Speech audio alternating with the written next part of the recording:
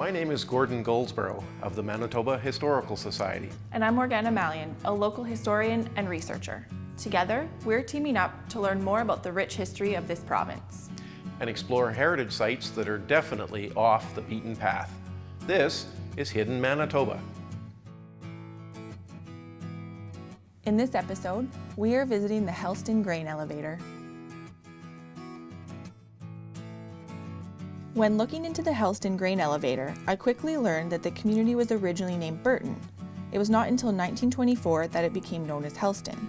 This is why information about the elevator's origins proved difficult to initially locate. So this book is a really lucky find. It's the Historical Atlas of Manitoba, and it has a lot of really wonderful maps about Manitoba throughout its history, its culture, its transportation history. So I think there's a map in here that I am looking for which highlights the proposed railway abandonments during the 60s. So here's the map that we're looking for, and here it shows all of the railway lines in Manitoba in 1966, and it will show you whether or not it's a Canadian Pacific Railway or a CNR line. And in black here, there are the proposed railway closures that begin to happen in the late 70s and the early 80s. And right here, we can find Helston is highlighted in black, and it is proposed to close. As with many small towns and rural communities, railroads and grain elevators were the economic lifeblood that sustained them. Helston's story is sadly not unique to the prairies. In the early 20th century, a lot of small towns, the railway started going through, and as the railway went through, these grain elevators started to pop up. So even Helston was not unusual in the fact that it had 2 grain elevators. Helston sort of died as a community in the late 70s when the railway was abandoned going through there and the grain elevator was no longer in operation. And this was pretty standard for a lot of small communities in Manitoba, that they just sort of disappeared completely when their grain elevators were shut down.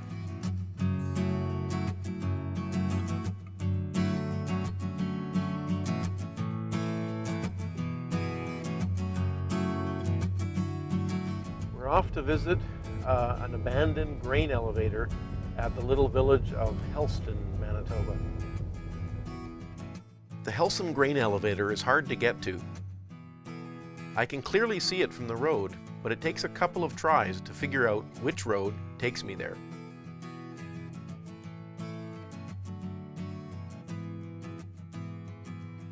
The grain elevator was once a very familiar prairie icon. Virtually every community had at least one elevator.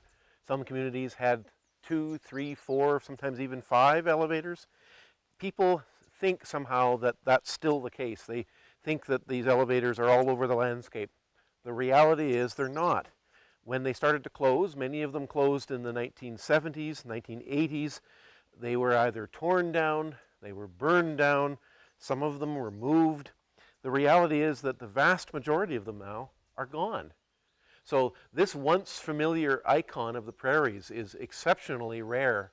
And this one, for example, is one of the few that's still standing, probably because it's just in a fairly remote location. Nobody's ever got around to considering doing something with it.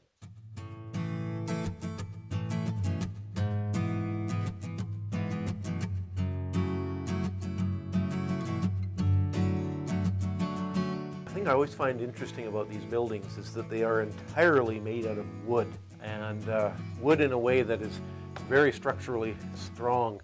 All of the walls in here are made out of what look like sort of 2x6s that are laid on their sides and then stacked. So we see here on the walls just pile after pile of these stacked boards. And of course that makes it very flexible. Wood is a very flexible material, but very strong, but also, of course, highly flammable. You know, one of the things that, of course, a grain elevator is most subject to is fire. Not just because of the wood and the wood that will burn, but also because of what you store here. You store grain, and grain dust especially is highly explosive. So you see all of the equipment, all of the implements, all of the mechanisms are, whenever possible, are made out of wood, so that you don't have any possibility of metal contacting metal. You know, anytime metal can touch another piece of metal, there's a possibility for a spark. And these things would just go up like a candle. They were just so afraid of fires in grain elevators. That was the single most common cause for these things to be destroyed. With a closer look, it's a relatively simple device that made this type of structure a necessity for farmers. People sometimes wonder why they're called grain elevators. You know, we think of an elevator today as a device to move people up in a building.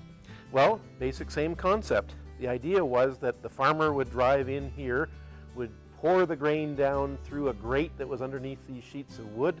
They would collect in a sort of a hopper down below, and then would have to be raised up so that it could be poured into those large chambers that were on either side. So what we have in front of us was in effect the grain elevator. As I venture to the far side of the elevator, my hopes disappear for the longevity of this building. Looking at the outside of the building, I see that the surface is wood. That's kind of interesting because a lot of the elevators around the province were covered in sort of a metal cladding, and that may have been when they were first built, or it may have been added later when they were renovated.